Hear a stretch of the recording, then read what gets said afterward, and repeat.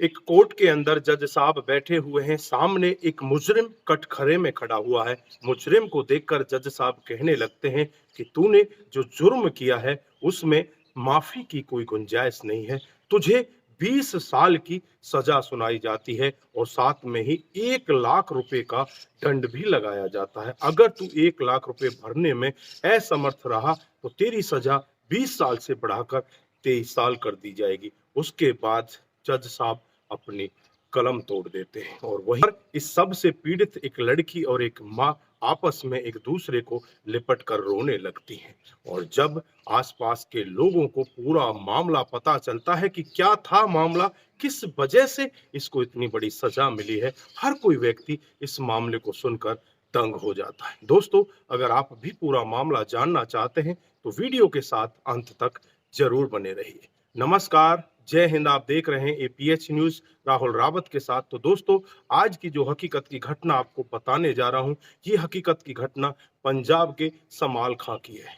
यहाँ पर एक लड़की जो रेप से पीड़ित होती है, जज साहब जब आरोपी को सजा सुनाते हैं तो सजा सुनाने के बाद हर कोई व्यक्ति उस जज साहब की वाहवाही करने लगते हैं। लेकिन ये मामला क्या था, कितना पुराना था और किस वजह से उसको सजा हुई थी, ये सब जानना चाहते हैं तो मामला आज से 4 साल पहले पहुंच जाता है।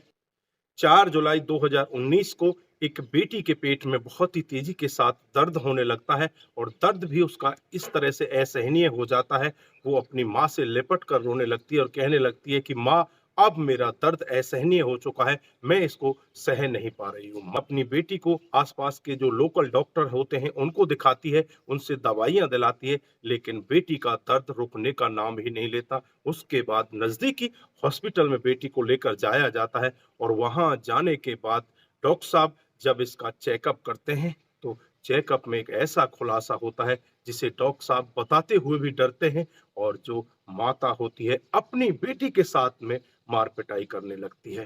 डॉक्टर साहब कहते हैं कि ये तो 4 महीने की गर्भवती है। उसके बाद माँ का गुस्सा इतना जबरदस्त फूटता है, माँ अपनी बेटी से कहने लगती है कि तू किसका पाप लेकर घूम रही है, किसने तेरे साथ में ऐसा किया है और तू किसी को कुछ नहीं बता रही, चुपचाप तूने इतने घिनौने काम को कर दिया। उसके बाद माँ लगातार उसके साथ पिटाई करती है। इधर जो बेटी होती है वो टूट जाती है, टूट कर माँ से चिपट कर रोने लगती है और कहने लगती है कि माँ, मेरे साथ में बहुत ही गलत हुआ है। उसके बाद अपनी पूरी हकीकत माँ को बताती है कि 1 मार्च 2019 का मामला होता है।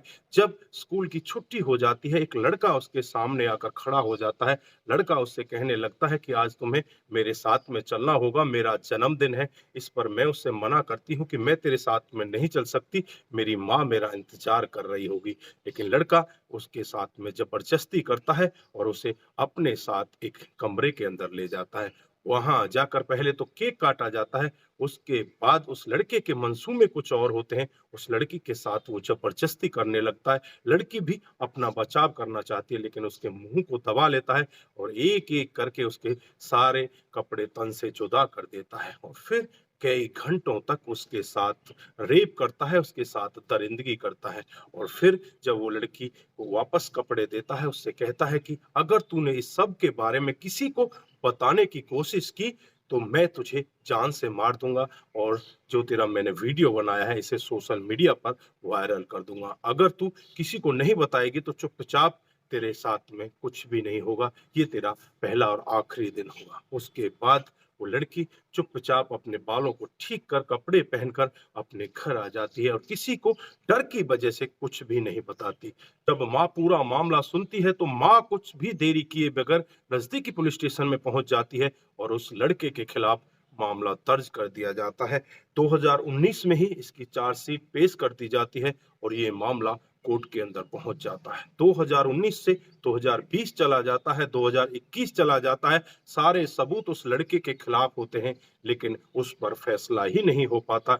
जो कोर्ट का लचीलापन है, उस लचीलेपन की वजह से ये मामला 2023 में आ जाता है। 2023 भी खत्म होने को है, यानी कि नवंबर महीना चल रहा है। नवंबर महीने में जब जज साहब इसका फैसला सुनाते हैं तो उस लड़के को 20 साल की सजा और 1 लाख रुपए का जुर्माना लगाते हैं। पर आप क्या कहना चाहते हैं, जो इतना टाइम लगा, क्या वो उचित था या कानून का लचीलापन था?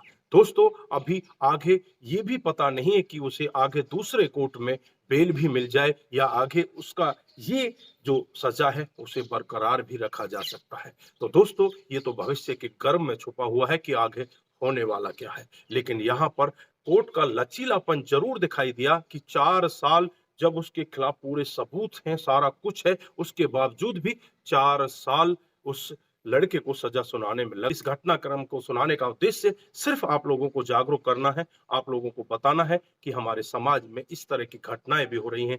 दोस्तों, आज के लिए बस इतना ही। फिर मिलते हैं किसी नए मोड़ के साथ। तब तक के लिए आप अपना ख्याल रखें, अपने परिवार का ख्याल रखें, सतर्क रहें, सावधान रहें और ऐसे क्राइम को अपने आसपास ना होने दें। नमस्कार, जय हिंद,